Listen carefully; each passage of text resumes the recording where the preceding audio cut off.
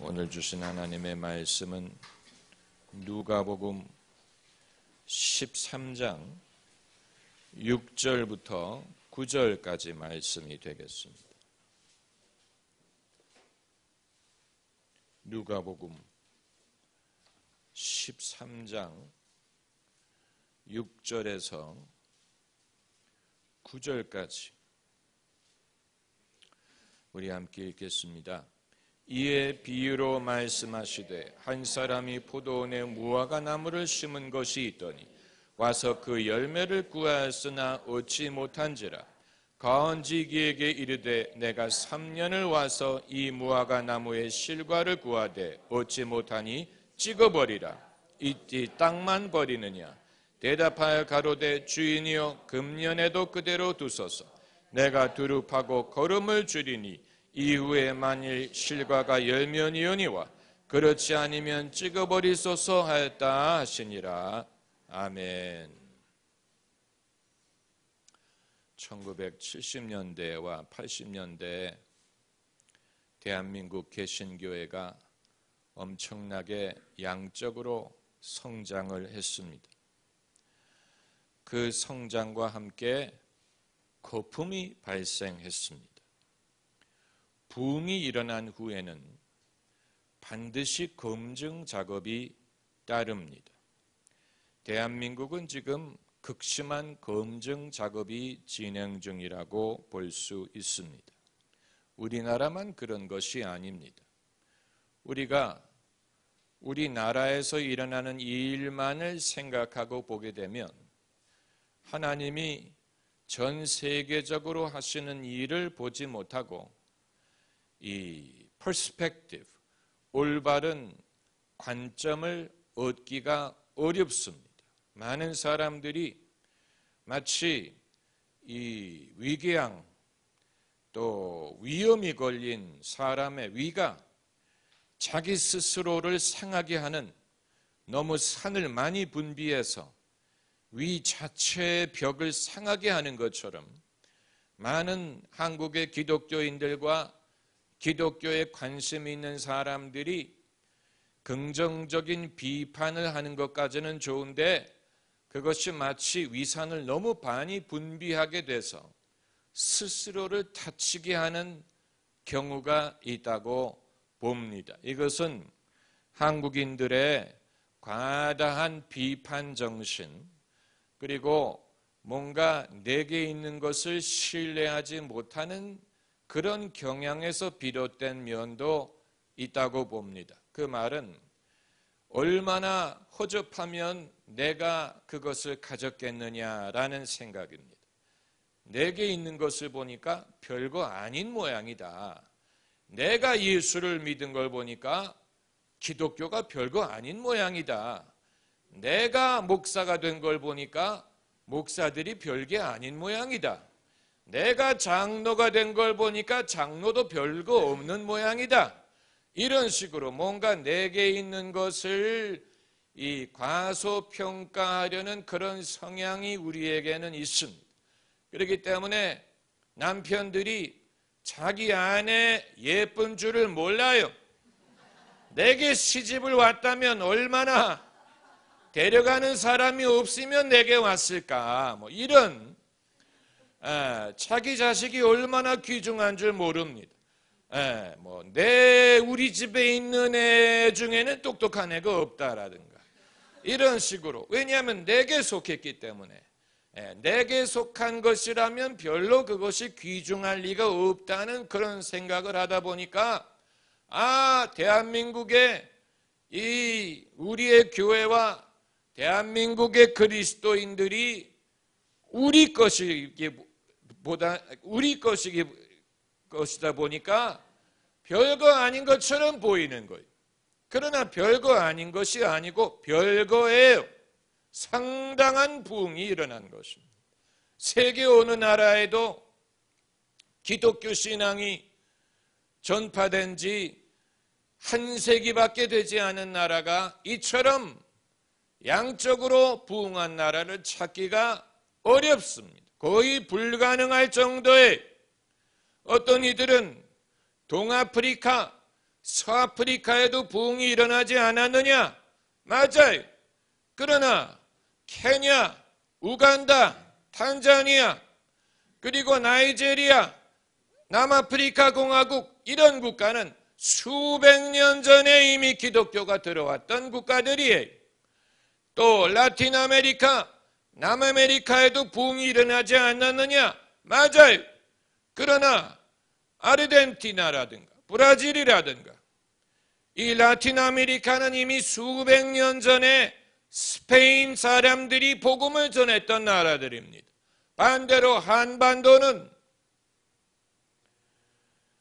기독교 선교 100주년을 기념한 것이 아직 우리의 기억에 생생할 정도니까 이 짧은 기간에 이렇게 광범위하게 강력하게 기독교 신앙이 부흥한 나라도 유례가 없을 정도입니다. 그렇기 때문에 이것을 우리 것이라고, 우리나라에 일어난 일이라고, 별거 아닐 것이라고 생각을 하게 되면 그 사람은 하나님이 하시는 일을 모르는 것이고, 그리고 다른 나라에 비교했을 때 이것이 얼마나 독특한 현상이고 놀라운 일인가 하는 것을 생각하지 못하는 것과 마찬가지. 우리는 대한민국의 개신교뿐만이 아니고 대한민국의 정치적인 발전, 경제적인 발전에 대해서도 과소평가하려는 경향을 갖고 있습니다. 그렇기 때문에 입만 열면 기업인들을 욕하고 입만 열면 대한민국이 살기 어렵다라고 불평을 하는데, 여러분, 어느 나라가 20세기에 독립을 해서 민주주의가 정착하고 경제가 발전해서 선진국의 반열에 들어간 나라가 대한민국 이외에 또 있으면 말해보라고 하세요. 20세기에 독립을 얻어서 20세기에 비로소 근대화를 경험을 한 국가 중에 민주주의가 정착을 하고 선진국의 반열에 들어간 나라가 대한민국 이외에 또 어디 있는지를 대보라고 하세요. 이게 아무나 할 수 있는 일이 아니에요. 그러나 우리는 우리나라의 일이기 때문에 별거 아니라고 생각을 하려는 경향이 많이 있는데, 그러니까 한국의 개신교에 대한 비판의 목소리가 그중에는 정당한 비판도 있지만 우리 것이기 때문에 별거 아닌 것으로 보려는 그런 성향이 반영되어 그런 면도 충분히 있을 수가 있는 것입니다.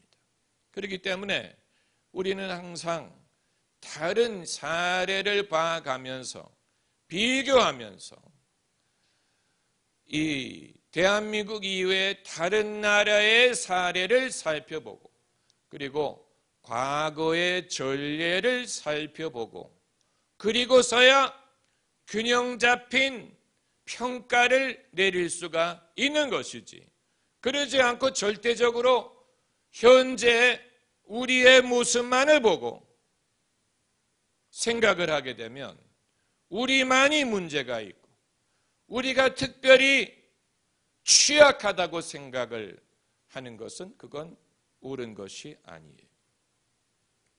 제가 말씀드리고자 하는 것은 이 시대에 신앙이 부흥한 다른 나라의 예를 참고해야 된다는 것을 말씀드리는 것입니다. 아프리카의 부흥은 지금도 진행 중입니다. 저희 교회 한 청년이 큰 뜻을 품고 탄자니아에 가서 사업을 시작했습니다.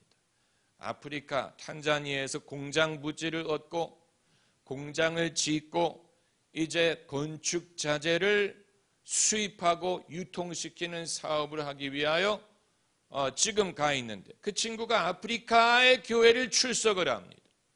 그가 말하기를 주일 예배가 평균이 2시간 반이 2시간 반.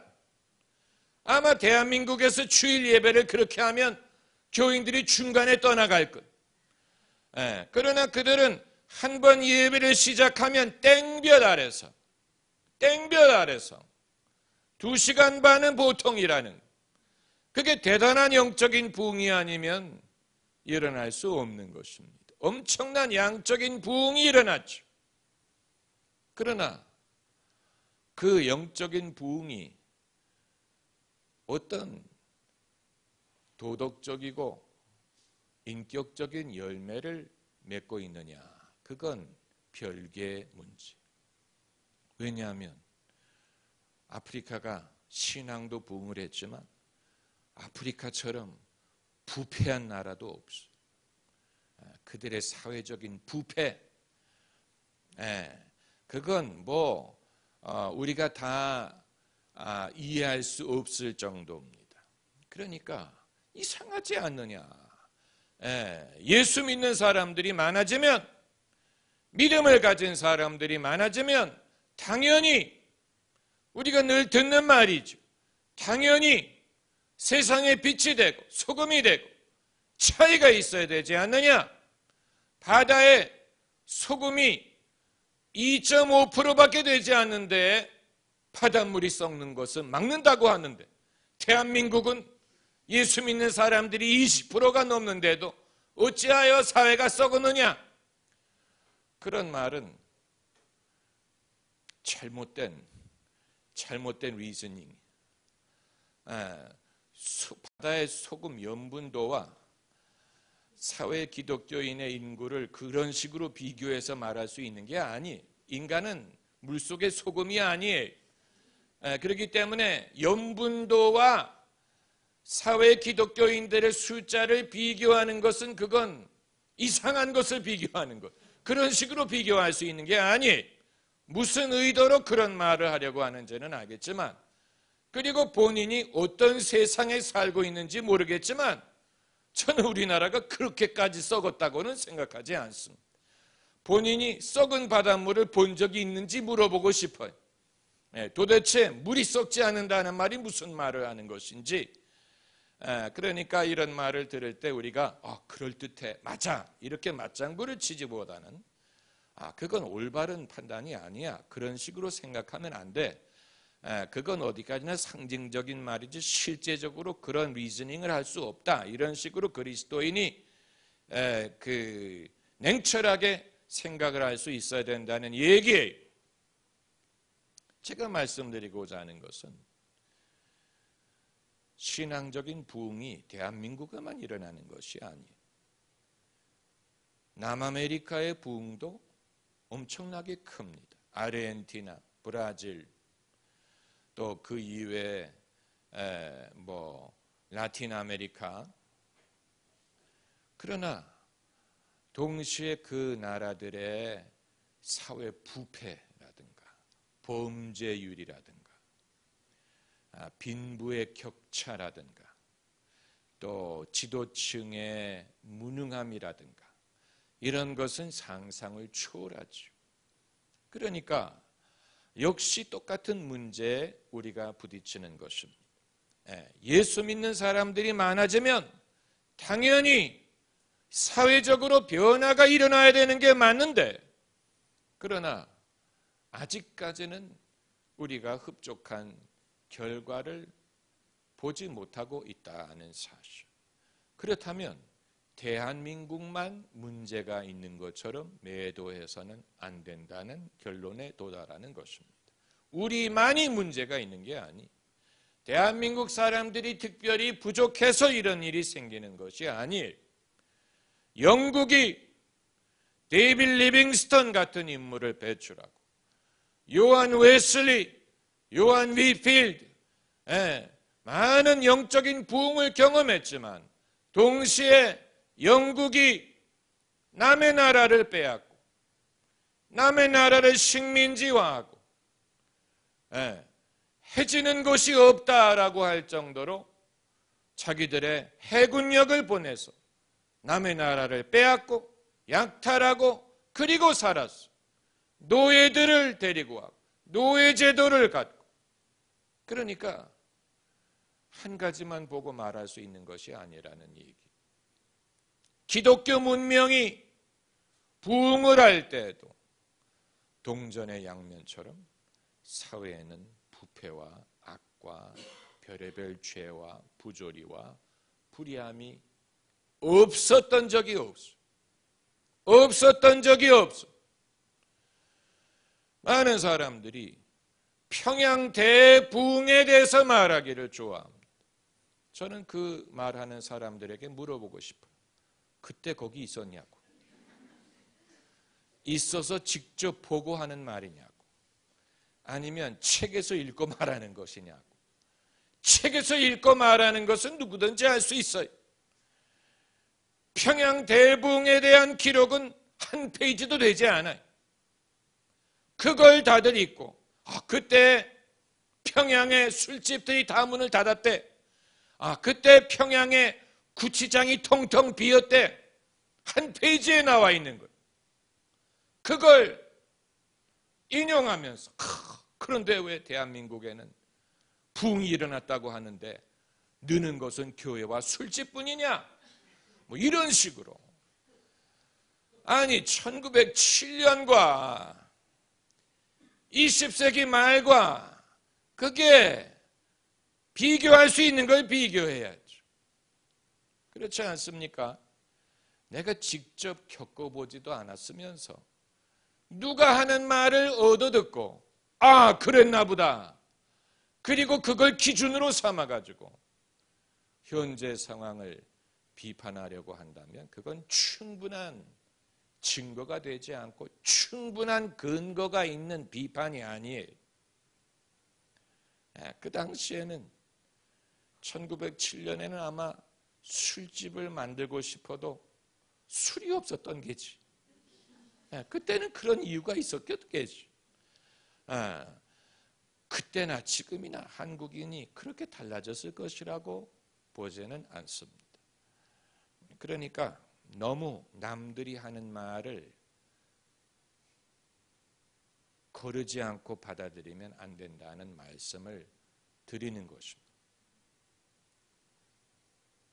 그럼에도 불구하고 오늘 본문의 이 말씀은 오늘날 우리가 깊이 생각해야 될 부분입니다. 예수님이 비유로 말씀하시되 한 사람이, 그건 당신을 말하는 것입니다. 한 사람, 아담, 마지막 아담을 말하는 것입니다. 한 사람이 포도원에 무화과 나무를 심은 것이 있더니, 무화과 나무란 이스라엘을 뜻하는 것입니다. 당신이 이스라엘에 찾아오신 것에 대해서 말씀하고자 하시는 것입니다. 무화과 나무를 심은 것이 있더니 와서 그 열매를 구하였으나 얻지 못한지라. 무화과 나무를 심는 이유는 무화과를 얻기 위한 것이죠. 과원지기에게 이르되, 과원지기라 함은 당신이 이를 맡기신 종들을 말하는 것입니다. 내가 3년을 와서 이 무화과 나무의 실과를 구하되 얻지 못하니, 예수님의 공생애가 3년 반 정도였을 것이라고 추측하는 이유 중에 하나가 이 구절입니다. 3년이란 말씀을 하셨기 때문에 신학자들은 예수님의 공생애가 더 길었을 것이라고 말하는 사람들도 있습니다. 그래서 우리가 평소에 생각하는 3년 반이 아니고 7년 정도 될 수도 있었을 것이다 라고 주장하는 사람들이 있는데, 성경에는 예수님의 공생애가 정확하게 얼마나 길었는지를 확실히 알 수 있는 근거는 등장하지 않습니다. 다만 예수님이 30세 정도 되었을 때에 공생애를 시작했다라고 말하고, 그러므로 관건은 예수님이 십자가에 돌아가셨을 때가 몇 년 후냐 하는 것인데, 그것은 이제 그 당시에 누가 이 유다의 총독이었고 누가 로마의 황제였고 이것을 근거로 계산을 하는 것인데, 아무튼 본문에서는 3년이란 말씀을 하셨어요. 3년. 그러니까 예수님이 길게도 기다리지 않는다는 얘기. 저희 교회가 17년이 됐는데 17년은 주님이 보시기에도 상당히 긴 기간. 예수님은 그렇게까지 오래 기다리시는 것 같지 않아요. 예수님은 첫 해에 기다리셨던 것 같아요. 왜냐하면 매해 와서 열매를 구한다고 했어요.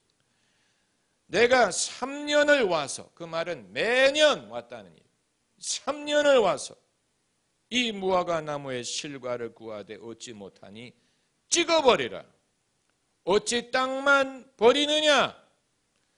여러분, 예수님이 늘 친절하고 늘 아주 부드럽고 예수님이 늘 인자하신 분이라고 생각하는 사람은 예수님을 모르는 것입니다. 예수님에게는 이런 굉장히 강력한 부분이 있어요. 열매 못 맺으면 찍어버리라. 이게 예수님의 입에서 나온 말씀. 예수님이 하신 말씀. 과격한 발언이에요. 우리는 예수님이 늘 오래 참으시고 인자하시고 사랑이 많으시고 끝까지 참으시리라고 생각을 할지 모르지만 예수님은 이러한 면에 있어서 아주 엄하고 과격한 생각을 하실 때가 있어요. 3년을 기다려서 얻지 못하면 찍어버리라. 예수님의 입에서 나온 말씀. 다시 말하면 사람의 신앙이 3년이면 충분히 열매를 맺을 수 있는 기간이라는 뜻이에요. 나는 초신자예요. 그 말은 첫 한두 달 말하면 좋게. 초신자라는 말은 예수 믿고 한두 달, 그때는 초신자예요 라고 말해도 돼. 그런데 오늘날은 10년이 됐는데도 초신자예요. 상대적으로 초신. 저는 아직 예수 믿은 지 10년밖에 안 돼서 성경도 모르고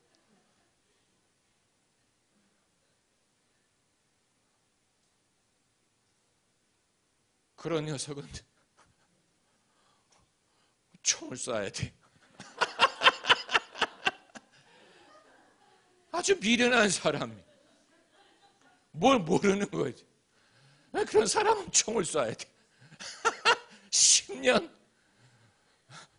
예수님은 3년 기다리고 열매를 못 맺으면 찍는다고 했는데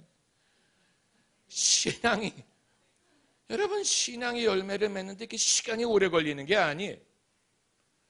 우리는 우리 자신에 대해서 너무 관대해. 인간에 대해서 당연히 요구할 것을 요구하려고 하지 않아요. 제가 17살 때 예수님을 영접하고 곧바로 목사의 부르심을 느꼈어요. 아마 그때 신학교를 갔다면 갈 수도 있었을 거예요. 그리고 언제 신학교에 들어갔는지 아세요? 예수님 영접하고 10년 후에 들어갔어요. 그것도 많이 기다렸다가 간 거예요. 10년이란 세월은 굉장히 긴 세월이에요. 예수님이 이 땅에 계실 때 사람들의 평균 수명이 그렇게 길지 않았어. 평균 수명이 한 40세, 50만 살아도 많이 산 거예요. 그런 상황에서 무슨 10년? 말도 안 되는 일. 그러니까 우리는 너무 오래 기다리려고 해요. 너무 시간을 많이 줘요. 여러분 자녀들에게 그렇게 시간을 많이 주지 마세요. 공부하는데 10년, 직장 구하는데 10년. 그래가지고 한 40세에 결혼하잖아요. 옛날 같으면 늙어 죽어요 벌써. 도대체 뭘 생각하고 그렇게 오래 기다리는지 도대체 알 수가 없어. 그렇게 기다린다고 뾰족한 수가 있는 것 같죠. 다시 말하면 우리는 너무 너무 시간을 많이 많이 들어요. 뭘 하는데도 너무 시간이 많이 들어요. 너무 시간이 많이 들어요. 교회를 개척한 지 몇 년이 지나면 더 이상 개척교회라는 말을 쓸 수 없게 되겠습니까? 예? 교회 개척한 지 10년이 됐는데도 저희 교회는 개척교회라서요. 얼마 됐는데요? 한 15년. 그럼 개척교회가 아니지. 15년이 됐는데도 우리 교회는 개척교회라서 스스로 못 섭니다라고 말한다면 그건 못 서는 교회예요. 우리가 좀 엄하게 생각을 할 수 있어요. 10년, 20년이 됐는데도 자립이 안 된다. 그 심각한 문제가 있는 거예요. 그걸 개척교회이기 때문에 그렇다라고 봐주면 안 돼. 사람의 신앙도 마찬가지. 초신자이기 때문에 그렇다. 믿은 지 얼마 됐는데, 원래 사실은 모태신앙이지만 교회를 제대로 다닌 지 몇 년 안 되기 때문에 초신자라느니.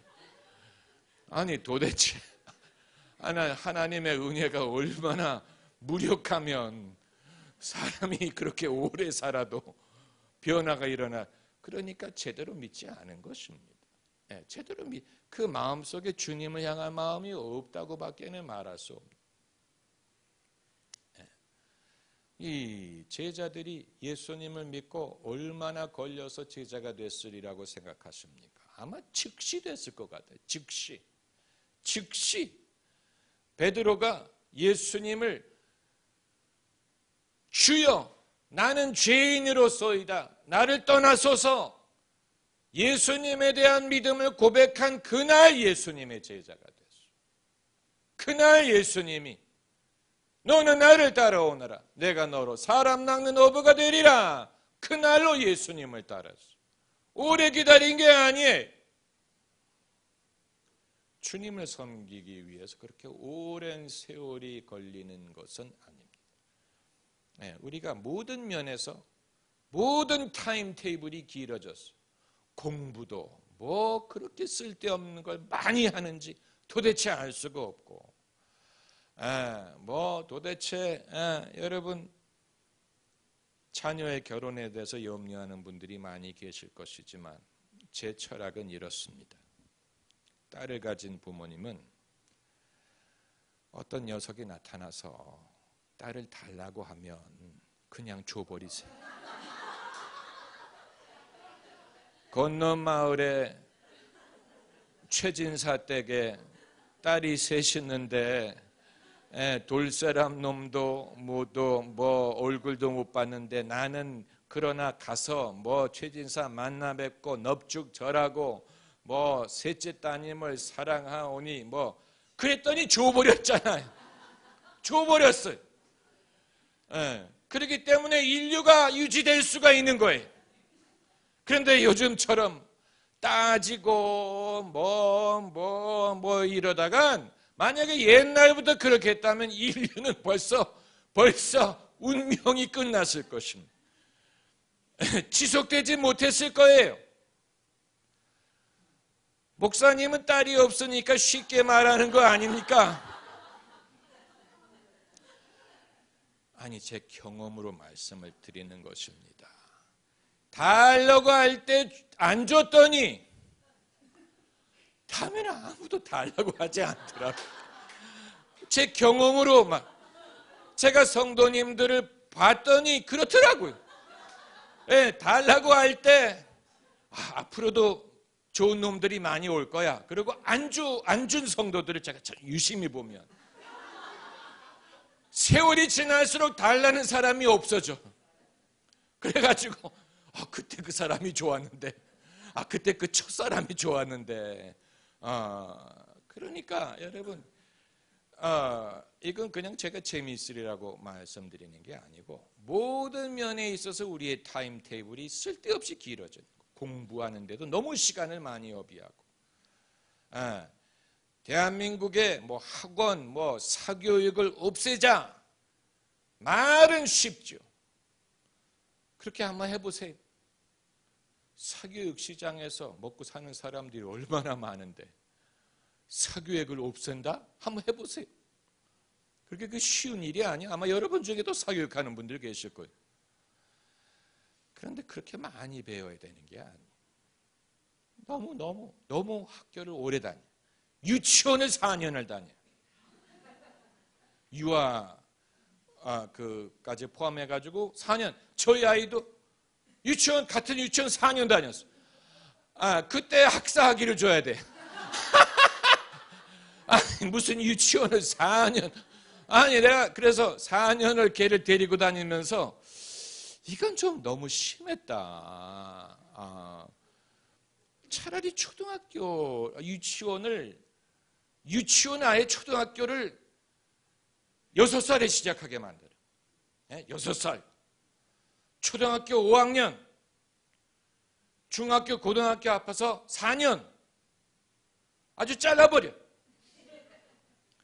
그리고 더 공부할 애들은 대학교 가게 하고 아닌 애들은 직장에 들어가게 하고. 그러면 결혼하는 연령이 빨라지고 돈도 빨리 벌기 시작하고 얼마나 좋아요. 뭐 외롭다느니 뭐 이런 젊은이들이 없을 거예요. 아마 젊은이들의 그 우울한 젊은이들의 문제를 해결할 수 있을지도 몰라. 고독한 젊은이. 당연히 고독하지. 짝을 만나서 살아야 되는데 아직 엄마 아빠하고 같은 집에 사니 얼마나 고독하겠어요. 부자연스러운 일이 인류는 그런 식으로 살지 않았어요. 과거에. 21세기에 와서 그렇게 살지. 옛날에는 16살에 시집 보냈어요. 18살에 애를 낳고. 근데 지금은 40세에 애를 낳아요. 뭔가 잘못돼도 한참 잘못된 거예요. 뭔가 좀 우리가 뭐 열심히 뭐 준비를 시키고 뭐 공부를 한다고 했는데 그렇다고 애들이 또 행복해 보이는 것 같지도 않고 고독한 기간은 길어지고 당연히 그러니까 교회를 다니지 애들이. 교회 이후에는 위로를 얻을 데가 없으니까. 여러분 인생의 문제가 그렇게 복잡한 게 아니에요. 그 타임 테이블만 좀 짧게 해도 인생이 단순해지고 쉬워지는데, 그런데 뭐 목사님 뭐 이제는 100살까지 사는데 뭐 그렇게 서두를 필요가 있습니까? 그러니까 장수하는 게 그게 그 장수만세예요. 장수만세.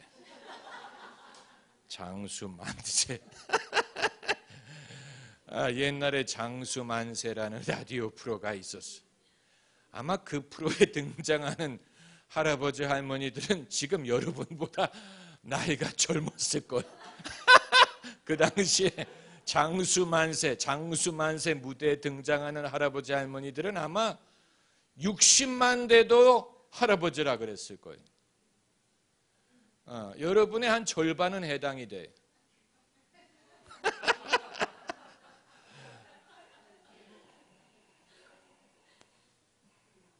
우리가 뭔가를 잘못 생각하고 있어요. 심각하게 잘못 생각하고 있어요. 인생을 스스로 어렵게 만들어놨어요. 스스로 어렵게 만들었어요. 점점 어려워져요.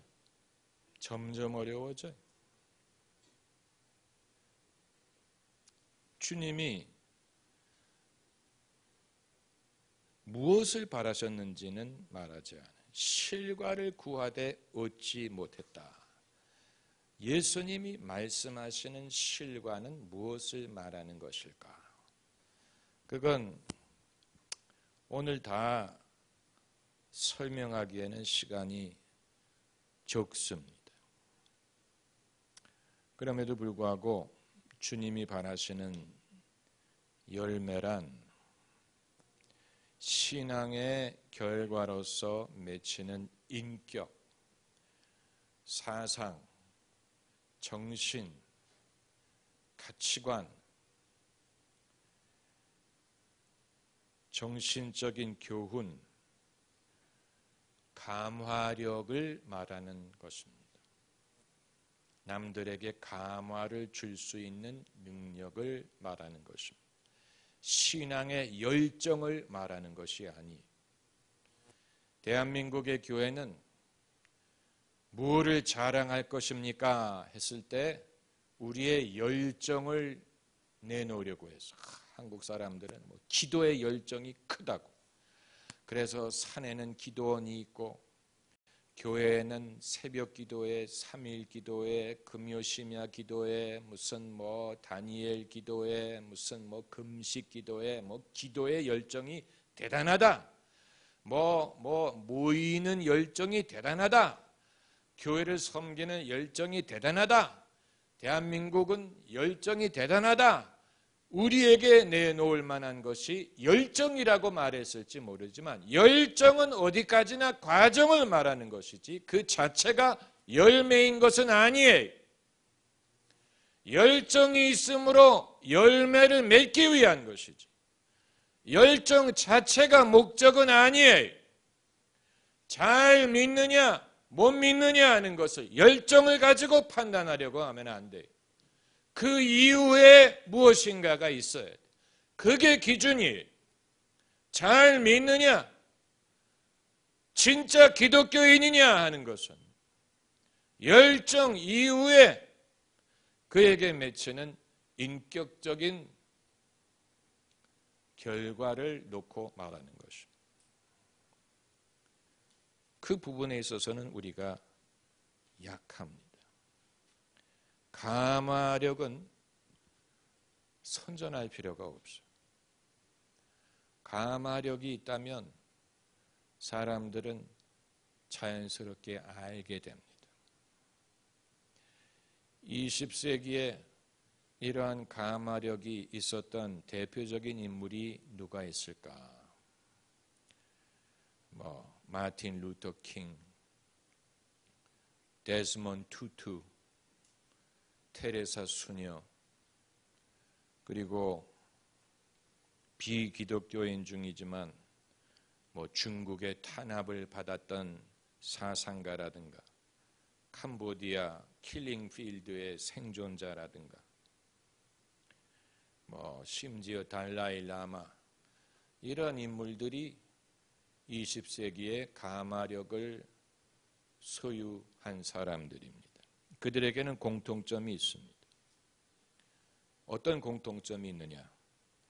큰 고난 속에서 빚어진 인물들이라는 사실. 하나같이 마틴 루터 킹, 데스몬드 투투 둘 다 흑인들이 겪는 극심한 차별과 서글픔을 경험하고 그 서글픔을 가진 사람들을 대변하는 양심의 목소리였어요.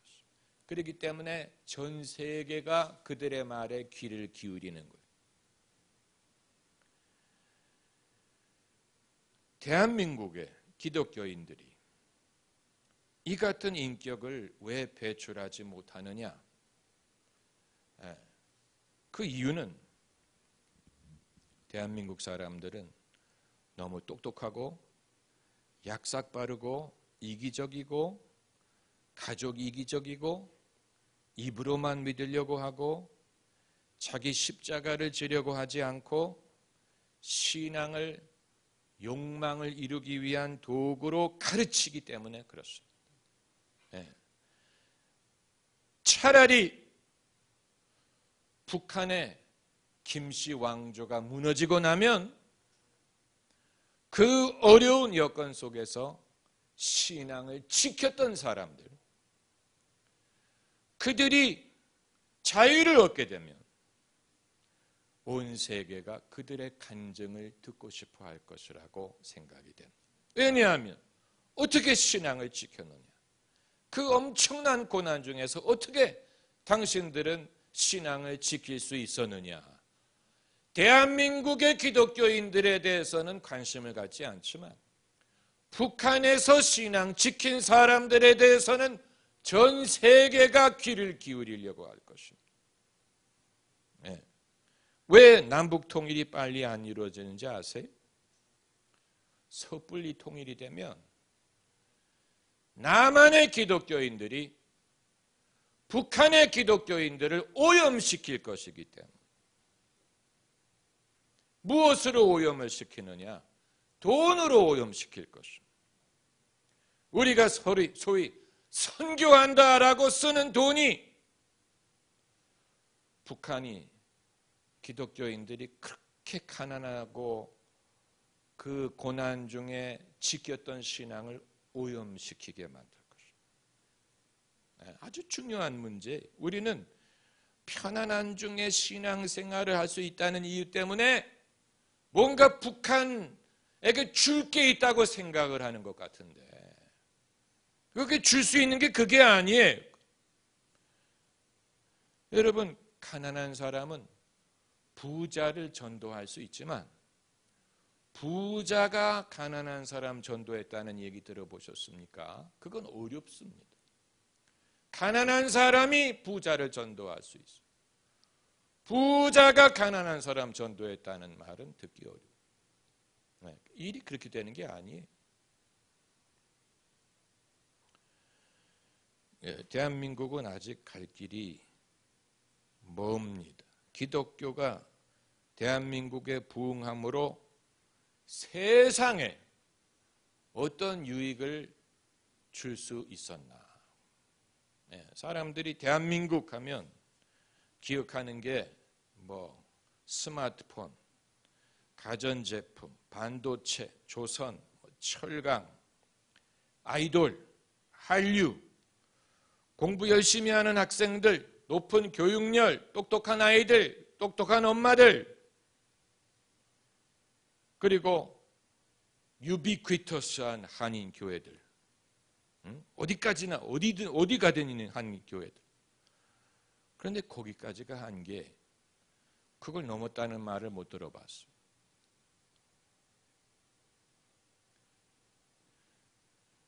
이건 우리가 깊이 생각해야 되는 부분입니다.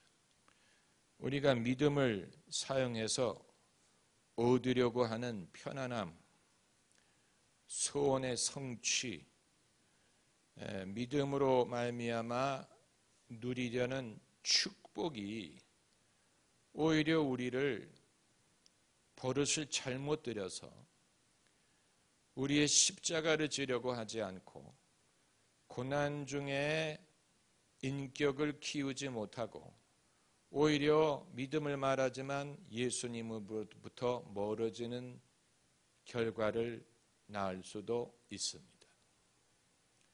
우리가 열심히 믿는 것이라고 생각했던 것이 오히려 예수님의 정신으로부터 멀어지게 하는 결과를 낳았을 수도 있다는 것. 이 마틴 스코시스 감독이 엔도 슈샤쿠의 침묵이라는 소설을 영화로 만들었다는 사실을 아십니까? 침묵이 몇 달 전에. 침묵은 16세기 일본의 엄청난 천주교 박해에 대한 영화.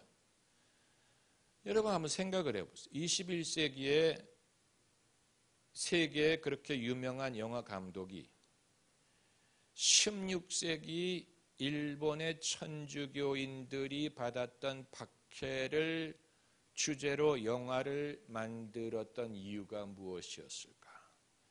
왜 동양에 대해서 영화를 만드는데 한국의 기독교에 대해서 말하지? 중국에 대해서 말하지 않고 일본이 16세기에 겪었던 그 박해에 대해서 영화를 만든 이유가 무엇일까? 그 이유는 이 시대의 사람들이 목말라 하는 것이 바로 그것이기 때문에, 이 시대의 사람들이 목말라 하는 것은 우리처럼 기도 열심히 해서 소원을 이루는 것, 거기에 목말라 하는 게 아니에요. 그게 사람들에게 감동을 주지 않아요. 사람들이 목말라 하는 것은 조개가 진주를 품듯이 고난 속에 진실을 품는 인간의 모습을 보고자 하는 것입니다. 세상 사람들이 목말라 하는 것이 그것이.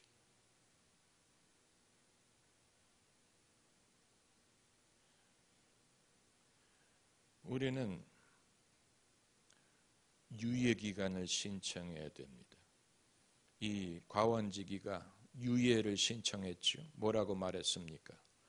주인이여, 금년에도 그대로 두소서. 내가 두릅하고 거름을 줄이니. 유예를 신청했어요. 모든 주의 종들이 해야 되는 일이 이것입니다. 두릅하고 거름을 주는. 이후에 만일 실과가 열리면이오니와 그렇지 않으면 찍어버리소서. 우리는 그 죽은 이후에 지옥에 대해서만 말하려고 하지 열매 맺지 못하는 무화과 나무를 찍어버리는 것에 대해서는 알지 못하고 있습니다. 기도하십시다.